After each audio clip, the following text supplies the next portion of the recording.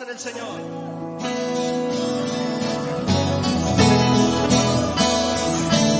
Aleluya.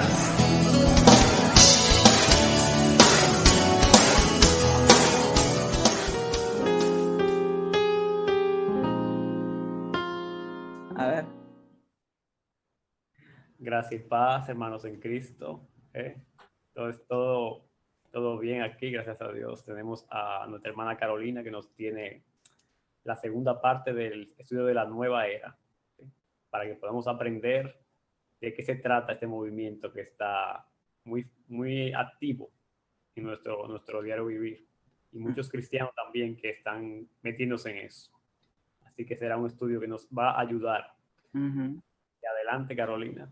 Bueno, gracias y paz. Nuestro saludo oficial. Así que, bueno, voy a buscar, permítame, el material. Bien. Sí, es la segunda parte de la nueva era.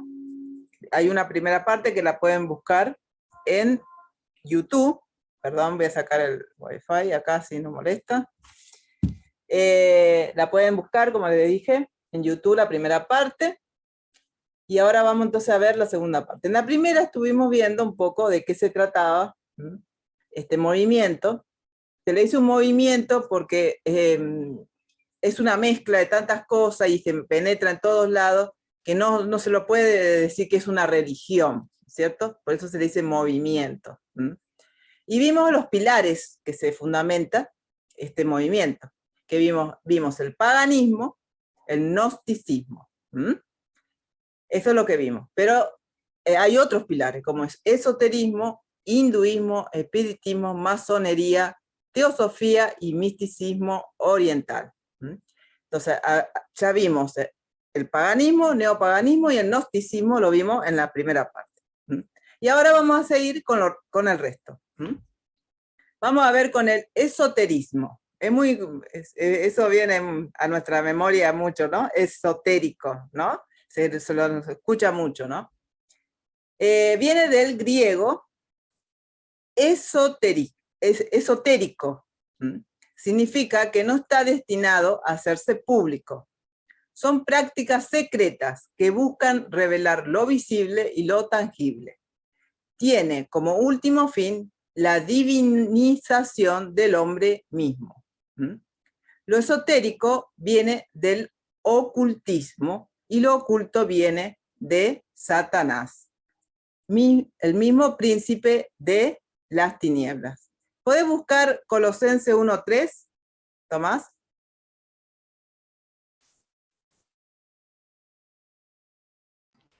Sí, Colosenses 1:3 dice: siempre orando por vosotros, damos gracias a Dios, Padre de nuestro Señor Jesucristo. Bueno, ¿estás segura que es esa? A ver. No hay un Colosenses o 3, a ver, el 3:1, a lo mejor me confundí. Bueno, el 3:1 dice: sí, pues habéis resucitado con Cristo, buscad las cosas de arriba, donde está Cristo sentado a la diestra de Dios. No, es de Satanás. Es de Satanás. Bueno, entonces me habré confundido. Mira que hoy lo busqué todos los versículos, se ve que... Bueno, no importa. Sabemos que todo lo ocultismo, ¿cierto? Viene de Satanás. Estuvimos hablando justamente el domingo, ¿no? Del tema de Satanás. El ocultismo es todo lo que está, como viene la palabra, oculto, y que las personas tratan de ver, ¿cierto? Cosas que van más allá de nuestra, como humanos, ¿cierto? Tenemos una limitación nosotros, ¿no? Bueno, el ocultismo es irse a cosas ocultas o cosas que no se ven, ¿eh? Entonces ahí entra Satanás, ¿cierto? Entonces, todo lo esotérico viene de Satanás. Y por eso dice, busca hacerse público. Entonces, ellos buscan, encarvan en cosas que nosotros con nuestra mente no podemos, ¿cierto? Entender, ¿cierto? O con nuestros ojos ver. Ellos buscan hacer tangible todo eso. Eso es esoterismo. Bien. La otra base es el hinduismo. Dice, falsa religión de la India, compuesta por un conjunto de muchas creencias. Creencias panteístas, que afirman que todo es Dios y que nosotros formamos parte de Dios. Eso lo estuvimos viendo la vez pasada. La tierra es Dios, las plantas, el carro o auto, la mujer, los hombres y los animales son Dios, todo es Dios. Todo lo que uno ve es Dios. Eso se llama panteísmo. Y eso es algo muy fuerte en el hinduismo, ¿no? Está muy ligado al hinduismo. Y está en la India, por eso ellos adoran a la vaca, bueno, a todo lo que hay, porque todo es Dios. Entonces adoran a todos, ¿cierto? Entonces, bueno, la nueva era tiene mucho de estas prácticas del hinduismo.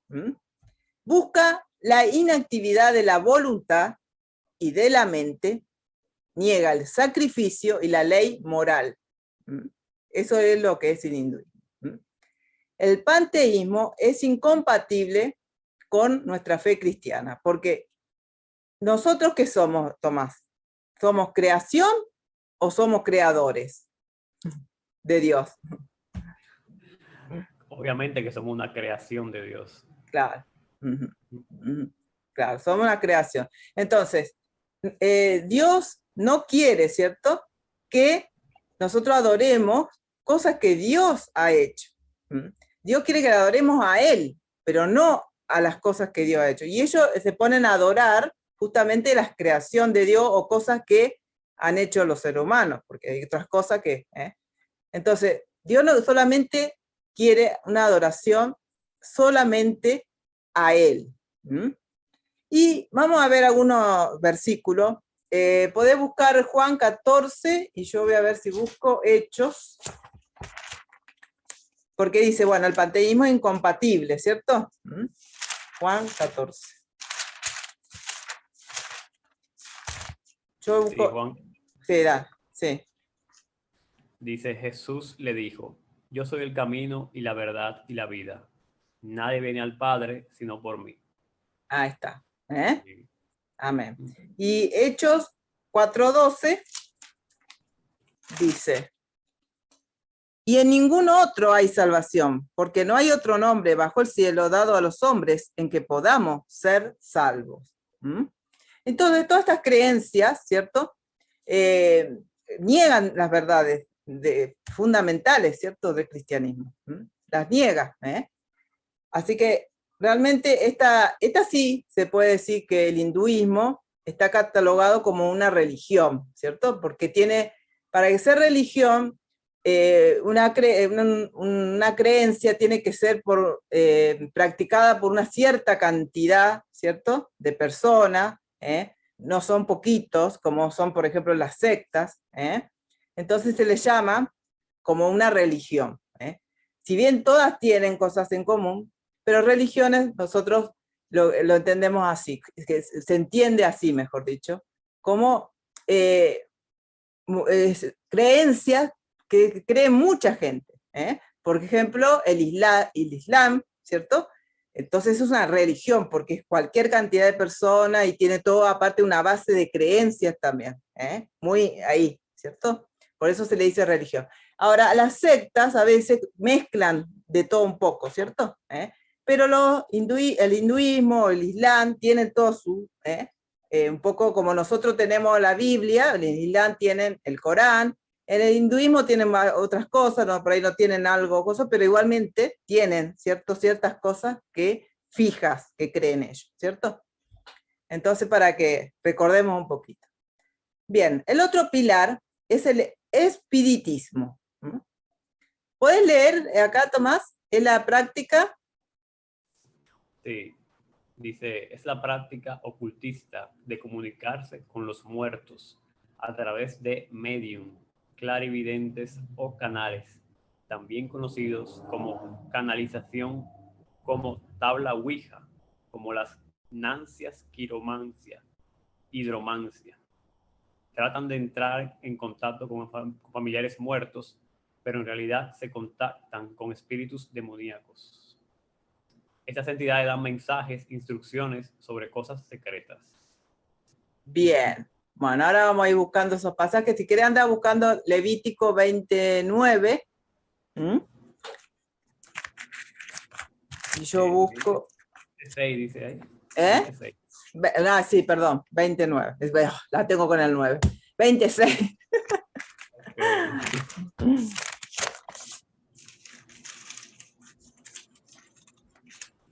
Okay. Levítico 26 dice, y la persona que atendiere a encantadores o adivinos para prostituirse tras ellos, yo pondré mi rostro contra la tal persona y la cortaré de entre su pueblo.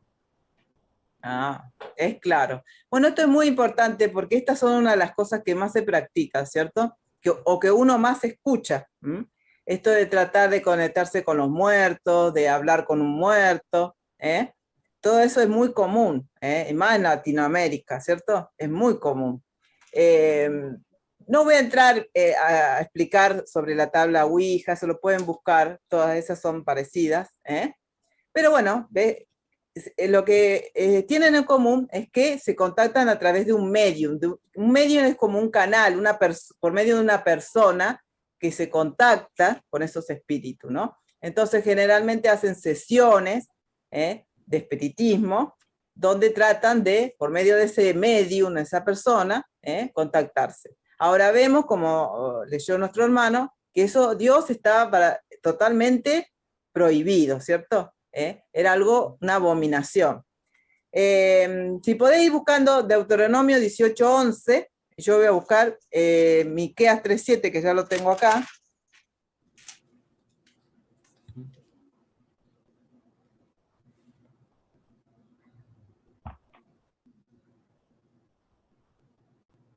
Bueno, yo tengo el 3:7, Miqueas 3:7. Y serán avergonzados los profetas y se confundirán los adivinos y ellos todos cerrarán sus labios, porque no hay respuesta de Dios.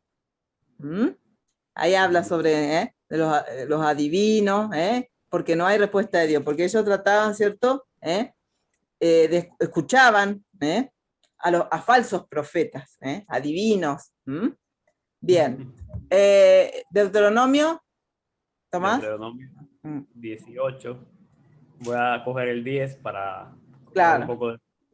Dice, no se ha hallado en ti quien haga pasar su hijo o su hija por el fuego, ni quien practique adivinación, ni agorero, ni sortílego, ni hechicero, ni encantador, ni adivino, ni mago, ni quien consulte a los muertos.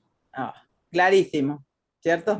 Más claro, nadie puede decir. Y no es que porque es del Antiguo Testamento, entonces ahora podemos hacerlo, porque más de uno, ¿no? Sale, no, porque era el Antiguo Testamento, eso no cambia.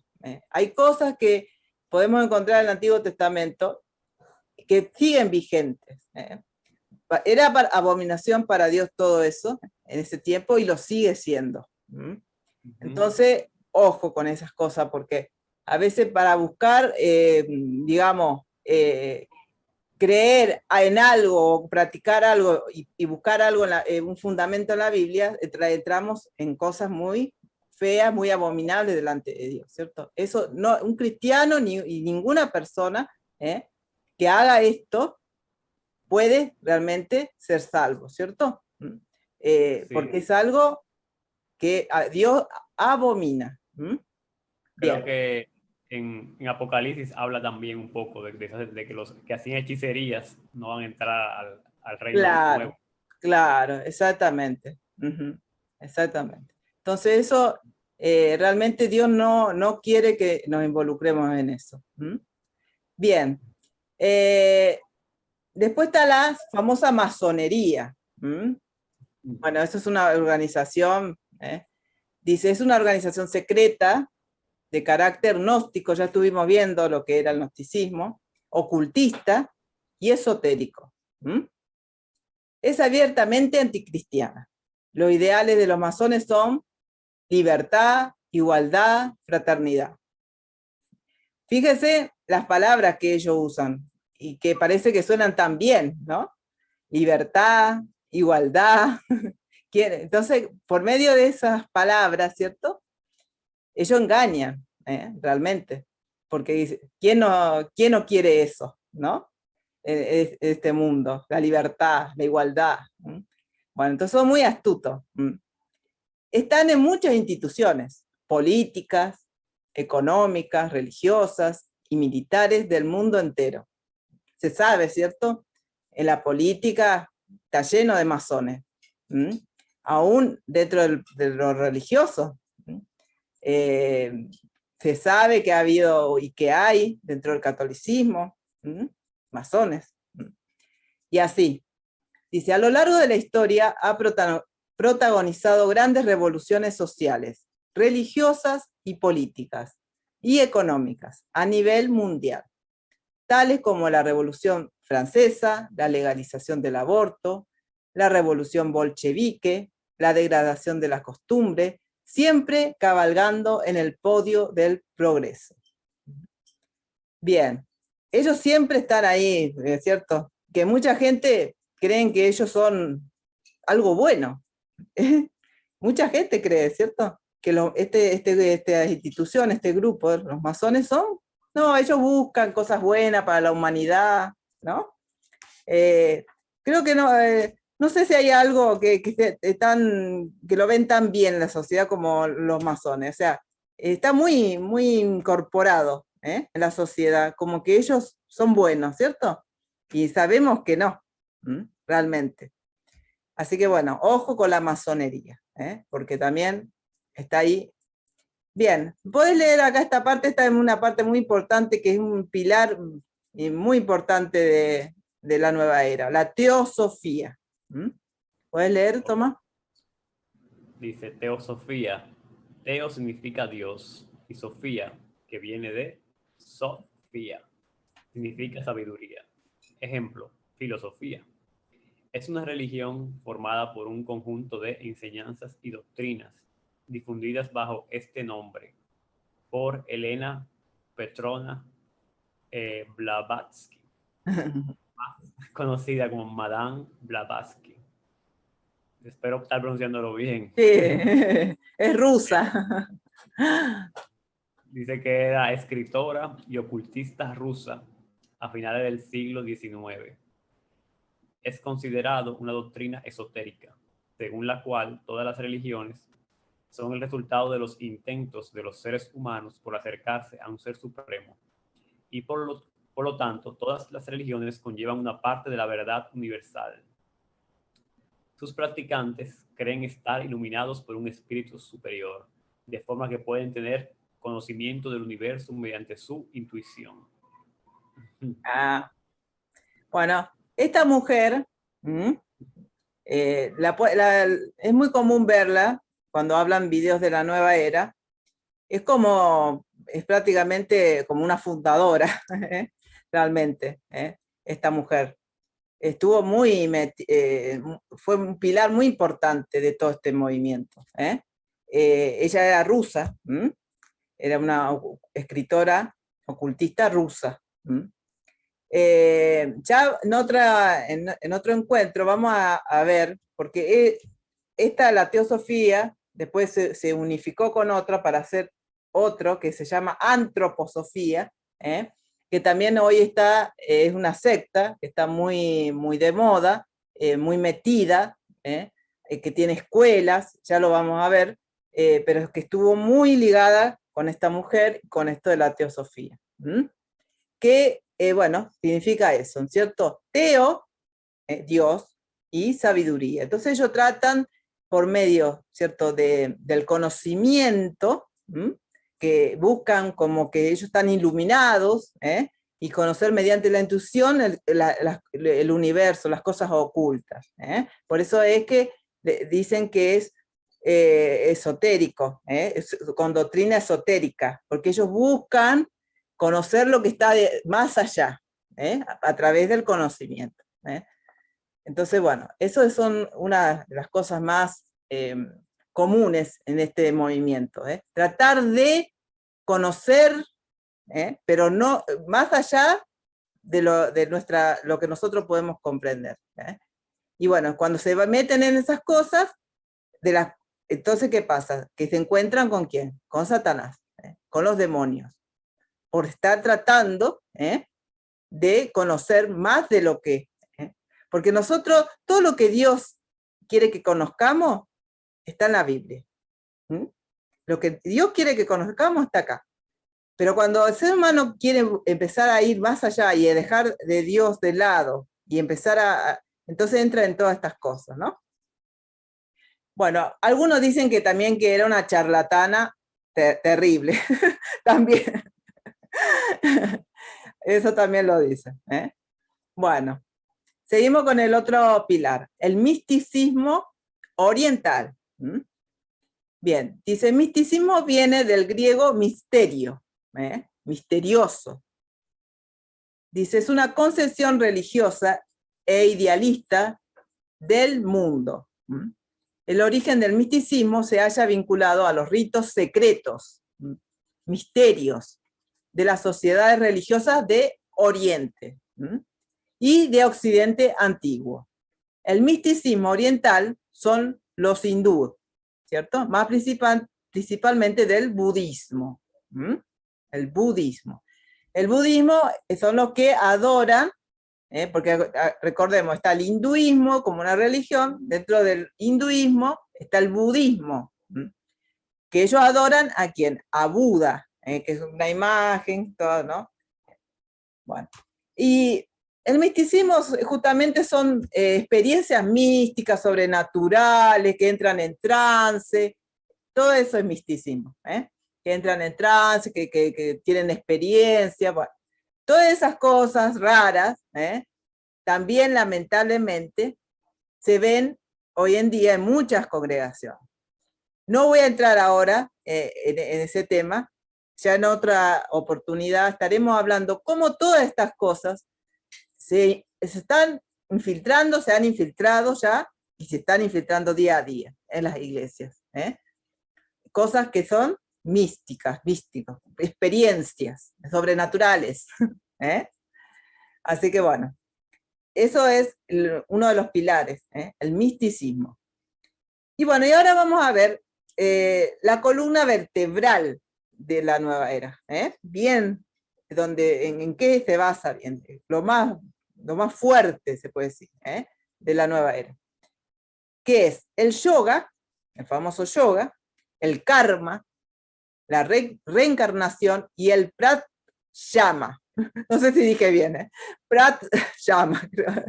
Medio difícil también para decirlo. ¿Puedes leer acá donde dice yoga, Tomás? Sí. Dice yoga, significa yugo, unión total. Su función es realinear la fuerza de la serpiente Kundalini dentro del cuerpo y alcanzar el estado divino. La nueva era lo propaga para llegar a la iluminación y divinización del ser humano. Ahí está. Bueno, acá vemos, ¿cierto? Ese es el fin. ¿Cuál es el fin de la nueva era? Es llegar a la iluminación y a la divinización del ser humano. O sea, que el hombre llegue a ser, ¿cierto?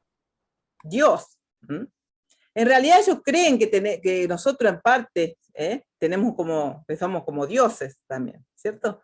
Pero bueno, como que por todas las cosas que hay, el pecado y todas las imperfecciones del ser humano, ellos sienten que todavía no llegaron, ¿no? Entonces buscan eso, de llegar a ser, porque ellos dicen que ahí, bueno, del yoga, todos los movimientos del yoga, para aquellos que no saben, justamente son los movimientos de la serpiente. Por eso es que hacen todos esos movimientos. Tratan de imitar el movimiento de la serpiente. Eso es lo que buscan. O sea, no, uno dice, son ejercicios, me hace bien, qué sé yo, pero detrás de todo eso, está que toda esta filosofía de la serpiente, que ellos buscan alcanzar un estado divino, dice, dentro del cuerpo. Y eso es, digamos, lo que más persigue la nueva era, es eso, ¿eh? Ser como Dios, ser iluminado, ¿eh? Alcanzar ese estado. Bien. Y después, el otro punto de la columna vertebral es el karma, el famoso karma. ¿Eh? Bueno, dice,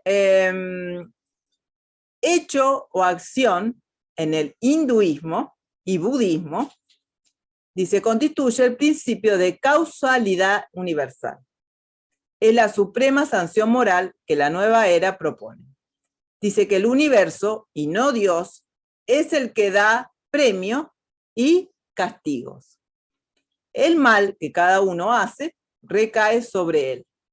El espíritu no se reencarna, según su gusto o elección, sino que el destino ciego o karma le impone su nueva habitación, más o menos hermosa, según si su vida anterior fuera virtuosa o culpable. Bueno, esto del karma también, uno lo escucha mucho, ¿no? Ese tema del karma. ¿Eh? Pero bueno, ¿qué dice? Que ellos dicen que el universo, que el universo te premie o te castigue. ¿Eh? Depende de lo que vos hagas, entonces el universo te va a castigar o te va... ¿eh? Entonces, bueno, está muy unido, ahora vamos a ver, el karma con la reencarnación.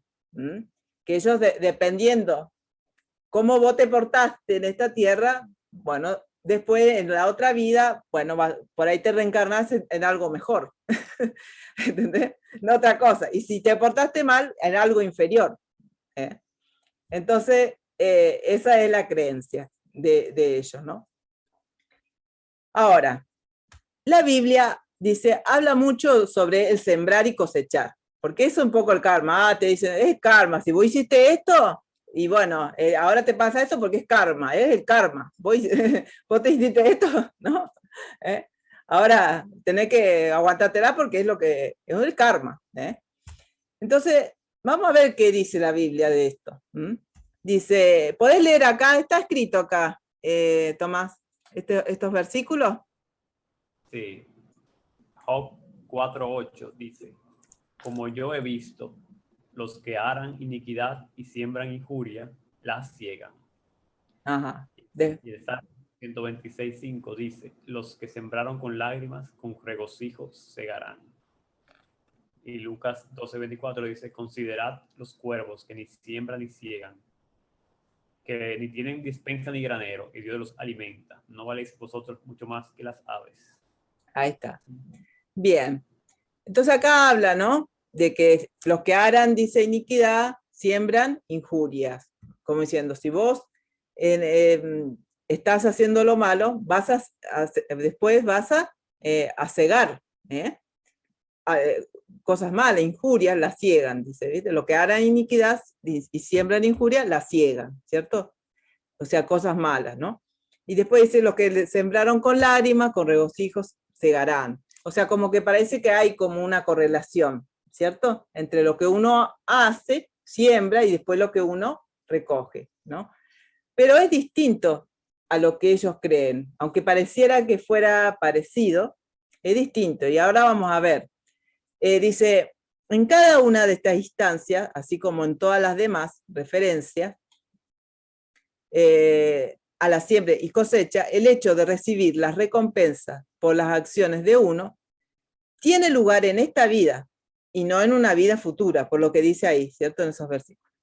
Es una actividad del día presente y la referencia deja claro que el fruto que uno coseche será proporcional con las acciones que uno ha realizado.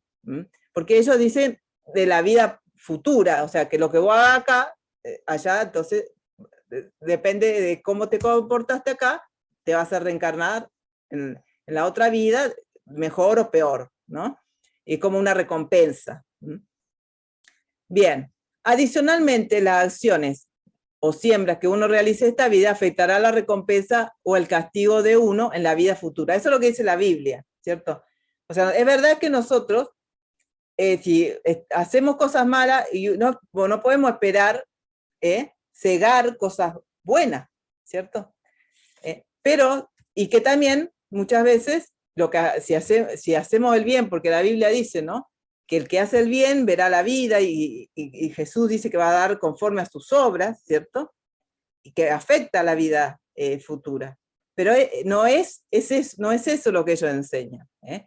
Entonces hay como un parecido, pero no es como lo que ellos están enseñando. Además, dice, vemos claramente que muchos que hacen lo bueno, muchas veces les suceden cosas malas. Por ejemplo, pruebas que Dios permite en nuestra vida para madurar y crecer en la fe. Entonces vemos que no es una regla uniforme en toda la Escritura. Hay excepciones.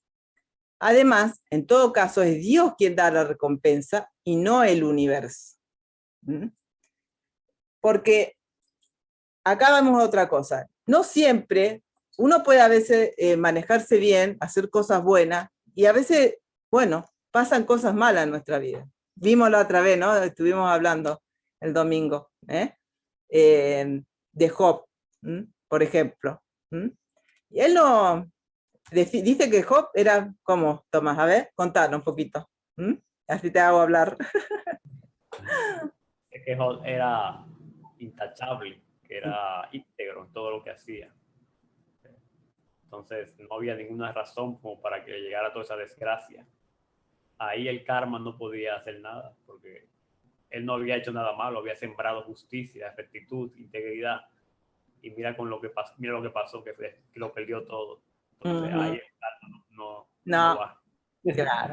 Claro, exacto. Entonces vemos que no es algo, una regla, que se en todos los casos así. A veces Dios por alguna razón permite cosas en nuestra vida, y no quiere decir que por eso es que nosotros hicimos algo malo, sí o sí, ¿cierto?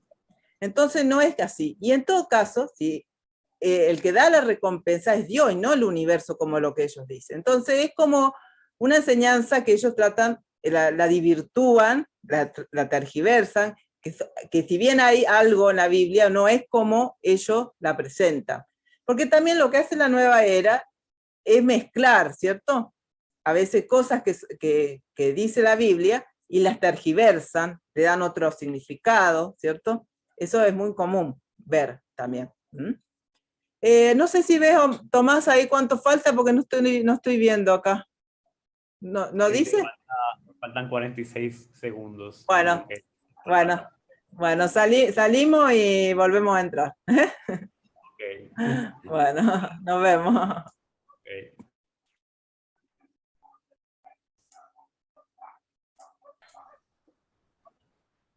Bueno, vamos a seguir.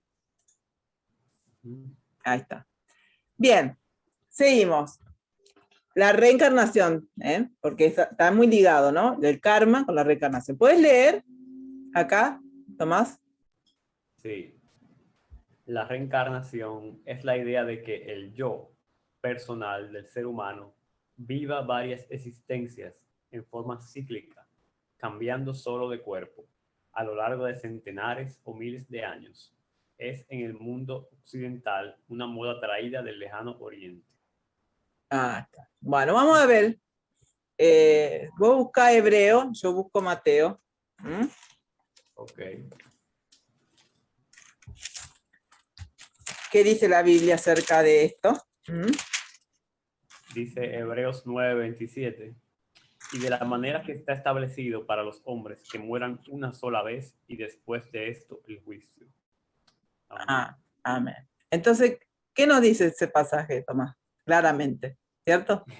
Claramente dice que está establecido, o sea, ya Dios lo estableció así, morir una sola vez, luego el juicio. Claro. No es posible que una gente muera muchas veces a través de los siglos, reencarnándose, porque ya Dios estableció que es una sola vez y luego el juicio. Exactamente. De Dios sea verdad y toda otra cosa sea mentira. Claro. Es claro la Biblia, ¿no? No da lugar a pensar realmente en algo así, ¿cierto?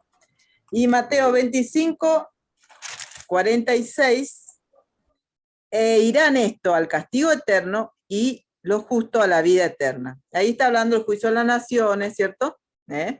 Cuando Jesús venga, ¿no? Entonces se irán al castigo eterno y lo justo a la vida eterna. Nada que se van a recargar en otra cosa, no. Hay un juicio, ¿cierto? Un castigo eterno o una vida eterna con Cristo. Eso es lo que enseña la palabra de Dios. Entonces, escuchar bien y creer lo que dice la palabra de Dios, porque la palabra de Dios es la que es verdadera. Bien. El único pasaje, dice, al que señalan algunos, como una evidencia de la reencarnación, es Mateo 17 del día al 12. ¿Puedes buscar ese? Vamos a buscar. ¿Sabe qué? Vamos a ver la evidencia que Sí. toda la transfiguración. 17 Dice, del 10 al 12. sí, Uh-huh. dice el 10. Entonces sus discípulos le preguntaron, diciendo, ¿por qué pues dicen los escribas que es necesario que Elías venga primero? Jesús respondiendo Jesús le dijo, a la verdad Elías viene primero y restaurará todas las cosas. Mas os digo que Elías ya vino y no le conocieron, sino que hicieron con él todo lo que quisieron. Así también el Hijo del Hombre padecerá de ellos. Voy a leer el 13. Entonces los discípulos comprendieron que les había hablado de Juan el Bautista. Ahí está, sí. Bueno, tendría que haber puesto el 13 también, está bien. Bueno, ¿qué nos dice este pasaje, Tomás? A ver. Para ver. Bueno, ellos sabían que, o sea, que Malaquías había dicho que iba a venir Elías a preparar el camino del Señor. Uh-huh. Entonces ellos creían que Elías iba a venir de verdad, o sea, porque como Elías fue raptado, no murió Elías. Claro. Uh-huh. Y iba a venir realmente así, pero no era Elías, sino era alguien con el espíritu de Elías. Claro. O sea, con la misma actitud que estaba Elías. Uh-huh. Y ese fue Juan el Bautista que Dios llamó y lo puso ahí, que sea como si fuera un Elías nuevo. No era que él iba a venir verdaderamente. Claro, claro. No es que otra vez Elías vino, se reencarnó la otra vez, no, y apareció. No, era el espíritu de Elías, porque Elías, bueno, trató, ¿cierto? Un tiempo de servicio muy fuerte, ¿cierto? De tratar con la gente, de llamarle, ¿no? Al arrepentimiento, bueno, todo eso, ¿cierto? Entonces dice, bien, dice, que une a Juan, dice, el Bautista con Elías. Sin embargo, dice el pasaje, no dice que Juan el Bautista era la reencarnación de Elías, sino que Juan había cumplido la profecía de la venida de Elías. Si la gente hubiera creído a sus palabras y así hubiera creído en Jesús como el Mesías. Es lo que nos estuvo hablando Tomás, ¿cierto? Y Mateo 17:12, la gente, ya lo leímos, 17, sí, a ver, sí, la gente preguntó a Juan el Bautista si él era Elías, y él le dijo, no lo soy. Juan 1:21. Claro, porque ahí creían que como que se habían reencarnado, ¿no? A ver, vamos a buscar ese, a ver, Juan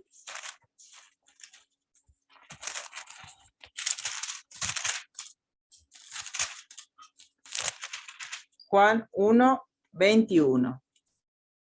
Y le preguntaron, ¿qué pues? ¿Eres tú Elías? Dijo, no, perdón. Dijo, no soy. ¿Eres tú el profeta? Y respondió, no. ¿Por qué será que él dijo así, Tomás? A ver.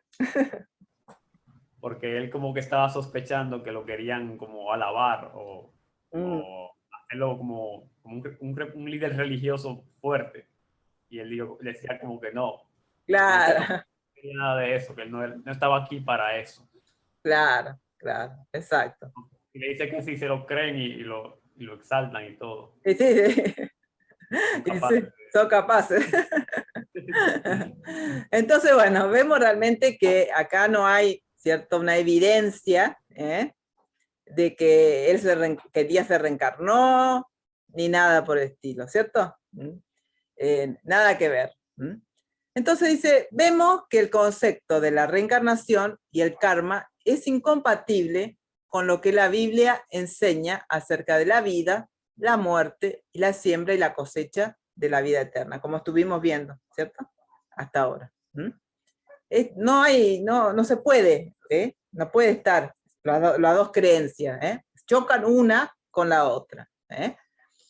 Bien, y en la última, la última práctica, digamos, o por así decir, que es la columna vertebral, es el Pranayama, no sé si está bien dicho, Pranayama, que es una técnica hindú de relajación, por medio de la respiración, escuchen, complementaria al yoga. Está muy unido, ¿cierto?, con el yoga.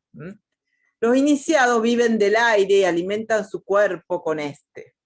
Eso es todo el tema. Por eso es que en yoga te enseña mucho a la gente a respirar, ejercicio así de respiración, bueno, entra un poco también la meditación, todas esas cosas, ¿no? Pero bueno, esa de la columna vertebral de la nueva era. El yoga, como dijimos, el karma, la reencarnación y esta práctica, que está ligada al yoga. Entonces siempre ellos están con todo ese tema de que tenés que relajarte, respirar. Cuando la gente te dice así, viste, son todas cosas que ellos siempre están continuamente con eso. Bien, resumen. Vemos claramente que es una mezcla de creencias antiguas y algunas más modernas, como el yoga. O sea, todas estas cosas, vemos que ya Dios, en el Antiguo Testamento, había todo eso, ¿no? Adivinos, que consultaban a los muertos, bueno, no es nada nuevo, simplemente que se fue con los años, modernizando y saliendo otras cosas, ¿cierto? Pero no es nuevo esto de la nueva era. Lo que pasa es que se fue fusionando con el tiempo. Es lo que llamamos sincretismo religioso.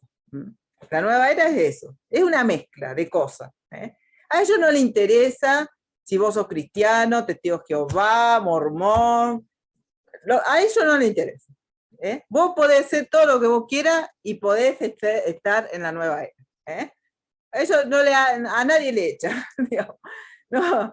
Entonces, porque es una mezcla, hemos visto hasta ahora que es una mezcla de cosas, de religiones, de práctica ocultista.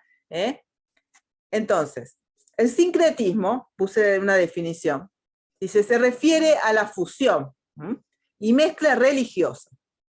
Es una noción teológica que no solo se usa para hablar de los ritos y las religiones, sino también en otros contextos, cuando se unen dos partes distintas. Se usa también en otras cosas, ¿no? No solamente en la religión. Pero bueno, eso es sincretismo. Es una mezcla, una fusión. Entonces, realmente por eso no se puede a veces decir bien lo que ellos creen así punto por punto, porque mezclan todo, ¿cierto? Es una mezcolanza, como quien dice. Por lo tanto, al ser así, tanta mezcla de tantas cosas, de tantas religiones, de cosas, se infiltra muy sutilmente en todo lugar, aún en medio de la iglesia cristiana.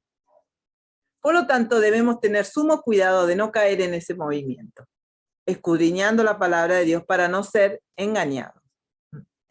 Bueno, pues seguiremos en la próxima conociendo más sobre este movimiento. Podemos seguir un poco más viendo otras cosas de este movimiento. Más que nada me voy a concentrar en cómo como les dije hoy, en cómo se ha infiltrado en la iglesia cristiana, lamentablemente. Porque ellos, ya como recién dije, no le importa. Vos podés decir, sos cristiano, no importa. Vos te aceptan, vos podés creer eso, ¿cierto? Porque ellos como una mezcla, no importa de vos, si vos podés decir lo que vos querés, o sea, si yo soy esto o aquello, pero vos podés practicar el yoga, podés practicar todas las prácticas que ellos tienen, ¿no? Y mucha gente lo ven a la nueva era, todas esas cosas como algo inofensivo, como algo que no es malo. No es malo el yoga, no es malo, porque eso te hace bien al cuerpo, a la mente, todas esas cosas, ¿cierto? Lo ven todo así. Pero vimos realmente que es una mezcla muy peligrosa y que es abominación delante de Dios, y no podemos No podemos, si decimos que somos cristianos, meternos en todas estas cosas. No podemos, realmente. Entonces, es un llamado, más que nada, a todas las personas. Al que no tiene a Cristo, a que se aleje de todo esto y crean en Cristo. Y se arrepienta de sus pecados y no crea todas estas mentiras, porque son mentiras del diablo, diría yo. Realmente, el Satanás en todo esto es el rey, porque lo que busca es que las personas crean algo que no es real y no crean la palabra de Dios, que es la verdad. Entonces, por medio de por este movimiento, el diablo busca que las personas se pierdan, porque realmente el que cree todas estas cosas no puede ser salvo, no puede buscar a Dios estando en todas estas cosas. Entonces realmente es algo que Satanás está usando mucho, y se está metiendo con los niños, en las escuelas, ¿cierto? Entonces hay que tener mucho cuidado con estas cosas y no permitir que estas prácticas entren en nuestra vida. Así que bueno, ¿querés decir algo, Tomás? Si no, ya. Bueno, muy buen estudio. Hemos aprendido muchas cosas. Saber que el enemigo es muy astuto, que usa muchas cosas, porque tiene que atraer gente de cualquier manera. Entonces, pone prácticas que son atractivas. Uno ve que hay muchas, mayormente mujeres, que les gusta hacer yoga, les gusta hacer otras prácticas ahí, y se va metiendo poco a poco en todo eso. Es como tú dices de la masonería, que se veía muy buena al principio, y los primeros grados he oído como que también los que están en los primeros grados no saben lo que hay los grados más arriba. Claro. Que adora a Satanás en los grados más arriba. Sí. Así pasa con toda esta gente inofensiva que va a hacer yoga, que se pone a hacer meditaciones, respiraciones, y creen que están inofensivas y cada vez más se van metiendo a ese mundo oculto, y van dejando la palabra de Dios si es que eran cristianos en algún momento. Entonces es un engaño muy bueno que tiene Satanás, muy poderoso, que abarca muchas cosas. También abarca el tema de los alienígenas. No sé si tú vas a sí, también, sí. Sí, vamos a llegar a eso. Sí, yo acá no puse, a lo mejor en estudio lo ponga. También es un tema que, bueno, dentro de los cristianos también está como muy debatido, el tema de las artes marciales, que también eso es una mezcla también ¿cierto? De todas estas cosas también, y que muchos creen que es un deporte, que no tiene nada de malo, y muchos cristianos mandan a sus hijos, yo veo lamentablemente, porque claro, también pasa un poco como la masonería. O sea, el chico que va y le enseñan cosas, movimientos, ¿cierto? Pero la persona o el chico que sigue eso, y sigue, porque son también así, que van subiendo, en los niveles altos de las artes marciales, ahí ya es otra cosa, ¿cierto? Entonces, mientras están ahí abajo, puede que no pase a lo mejor mucho más que un deporte, pero igualmente vos te estás metiendo en hacer un deporte donde es como el yoga un poco, ¿cierto? Donde hay una filosofía detrás de esas artes, ¿cierto? Entonces, eso hay que tener cuidado, porque también yo veo como que lo toman como que es un deporte, y no es así para mí. Realmente esa es mi opinión, realmente sé que hay pastores que por ahí dicen que no es malo, ¿no? Pero yo no metería a mi hijo o a alguien en las artes marciales, porque ya te das cuenta de que mejor elegir cuántos deportes hay por ahí, mejor buscar otro deporte y no la arte marcial. Ese es mi consejo. No, menos tengamos que ver con esas cosas. Eso es lo que Dios realmente, para mí, es lo que nos está pidiendo, ¿no? Pero bueno, el tema del arte marcial es como que está ahí ¿viste? Como en un gris, ¿viste? Digo yo, ¿viste? Que no, hay mucha controversia. Pero bueno, yo prefiero no practicar, porque si uno no está seguro de algo, mejor no hacerlo. Eso es una regla. Bueno, que el Señor les bendiga. Gracias y paz.